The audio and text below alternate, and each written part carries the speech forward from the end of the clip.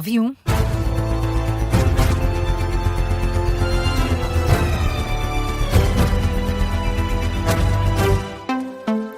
Começamos com as alterações à lei laboral. A Ministra do Trabalho pede responsabilidade à oposição na discussão no Parlamento e admite que, se a proposta do Governo for chumbada, é uma derrota para o Executivo. E nesse cenário, Maria do Rosário Palma Ramalho garante que vai assumir todas as responsabilidades. Em entrevista à TVI ontem à noite, a Ministra do Trabalho reforça que um Governo sem maioria absoluta continua a ter a responsabilidade de promover reformas.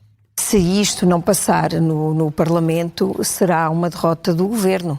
A Ministra, este projeto não é da Ministra, este projeto é do Governo, foi aprovado formalmente em Conselho de Ministros como anteprojeto, depois foi discutido durante 9 meses com os parceiros sociais, agora foi aprovado formalmente como proposta de lei e, naturalmente, que o Governo gostaria que passasse, porque ele é muito importante para os trabalhadores. Se não passar, eu julgo que a Assembleia da República também assumirá as suas responsabilidades, terá que o fazer. E numa altura em que a proposta chega ao Governo, a Ministra deixa um recado ao Partido Socialista. Eu julgo que todos os partidos do arco, sobretudo os partidos do arco da governação com sentido institucional, deverão com certeza olhar para o texto que lhes vai chegar, que é este que lhes vai chegar, não é o que existia anteriormente, é diferente do primeiro, e com o mesmo sentido de responsabilidade olhar para as soluções para resolvermos estas questões. Sendo que o PS já avisou que deve votar contra a proposta do Governo, na generalidade. É o que avança uma fonte do Partido Socialista, a agência Lusa. Esta posição surge depois da reunião que José Luís Carneiro teve ontem à tarde com Luís Montenegro, logo depois do Conselho de Ministros, que aprovou a proposta de lei para a revisão da lei laboral. Que vai ser o tema do explicador para ouvir já a seguir a este jornal. Temos um debate entre Carla Barros, do PSD, e Felicidade Vital, do Chega. José Ribeiro Castro afirma que a AD não levantou voo. O antigo líder do CDS concorda com Passos Coelho e também diz que o Governo precisa de fazer reformas estruturais e de ser mais ousado. Ribeiro Castro lembra que as mais recentes sondagens não são favoráveis à AD e, por isso, na entrevista à Vichy Soares da Rádio Observador, defende que tanto PSD como CDS devem tirar ilações disso mesmo.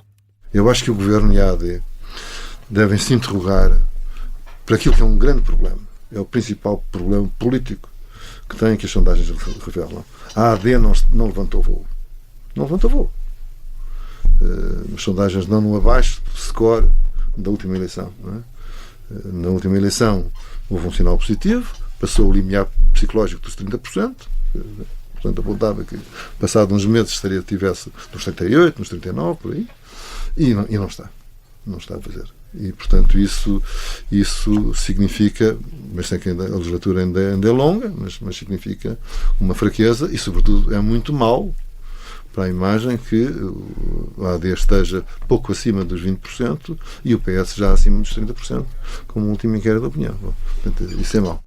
Uma entrevista nas vésperas do Congresso do CDS, deste fim de semana, Ribeiro Castro revela que não vai participar porque diz não tem uma mensagem especial para transmitir aos congressistas, mas deixa um aviso ao CDS. Afirma que se o partido deixar os temas da Portugalidade para o Chega, então André Ventura acabará por ganhar com maioria absoluta. E esta é uma entrevista que está em destaque a esta hora no site do Observador e que pode ser ouvida na íntegra em podcast.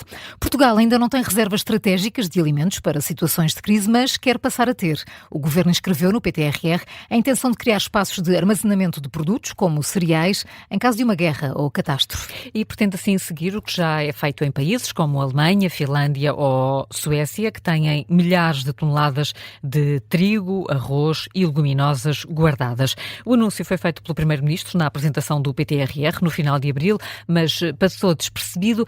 Certo é que o PTRR prevê a construção de novos silos de cereais ou a modernização dos que já existem. As conservas de peixe também serão uma aposta. A ideia não é de agora, mas foi acelerada por causa das tempestades do início do ano, como explica a jornalista do Observador, Ana Salés.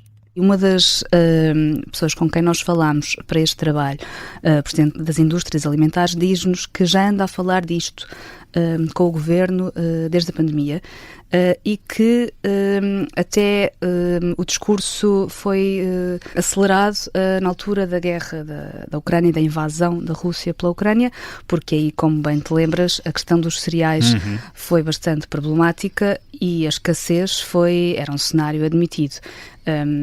Não só em Portugal como toda a Europa, o problema do acesso, da produção, da falta de produção na Europa e a dependência externa da União Europeia foi aí bastante notório que era um problema. A jornalista da Editoria de Economia do Observador, Ana Salês, na História do Dia, ainda não sabe quando os produtos vão ser armazenados. O Observador questionou o Ministério da Agricultura e do Mar sobre o tema, mas não obteve resposta. A medida deverá custar 200 milhões de euros até ao final da legislatura. E vamos à atualidade internacional.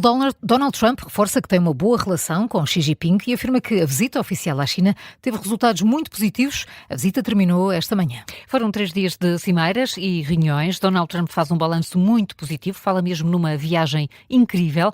Em declarações esta madrugada, lado a lado com Xi Jinping, o presidente norte-americano repete que a visita resultou numa reaproximar entre Washington e Pequim. Fizemos alguns acordos comerciais fantásticos para ambos os países. É um homem que respeito muito. Tornamos-nos realmente amigos. Conhecemos-nos há 11 anos, quase 12 anos, e isso é muito tempo. Resolvemos diversos problemas que outras pessoas não teriam conseguido resolver. Os dois líderes falaram em particular da importância do cessar-fogo no Irão e da reabertura do Estreito de Hormuz. Taiwan foi o tema mais sensível da visita, com Xi Jinping a reafirmar que a ilha está no núcleo dos interesses da China. Donald Trump embarcou, entretanto, já no avião presidencial, teve uma cerimónia de despedida com honras militares no aeroporto de Pequim. Este vai ser um dos temas em destaque no O Domínio da Guerra, para ouvir depois da síntese das 9h30 com o Major-General Arno Moreira. 9h08, já a seguir o explicador com debate sobre a lei laboral. Primeiro, Carla, tempo para as outras notícias que merecem destaque esta manhã. Os combustíveis devem voltar a subir a partir da próxima segunda-feira. A gasolina deve subir 4 cêntimos, o gasóleo sobe 1 cêntimo. São os números avançados ao Observador pela Associação Nacional de Revendedores de Combustíveis, e em causa volta a estar a instabilidade no conflito, causada pelo conflito no Médio Oriente. A APAV apoiou nos últimos 5 anos mais de 4.800 pais e mães vítimas de violência por parte dos filhos. Os dados mostram um aumento de quase 40% entre 2021 e 2025. A maioria das vítimas é do sexo feminino. Mais de metade delas tem 65 ou mais anos. Quanto aos filhos agressores, a maioria é do sexo masculino, entre os 25 e os 54 anos. Os distritos com mais situações relatadas foram Lisboa, Porto, Faro, Braga e Setúbal. Quase 40% dos trabalhadores dizem ser vítimas de assédio laboral. É a conclusão de um estudo do Laboratório Português de Ambiente de Trabalhos Saudáveis, que teve mais de 5.500 respostas de profissionais de vários setores.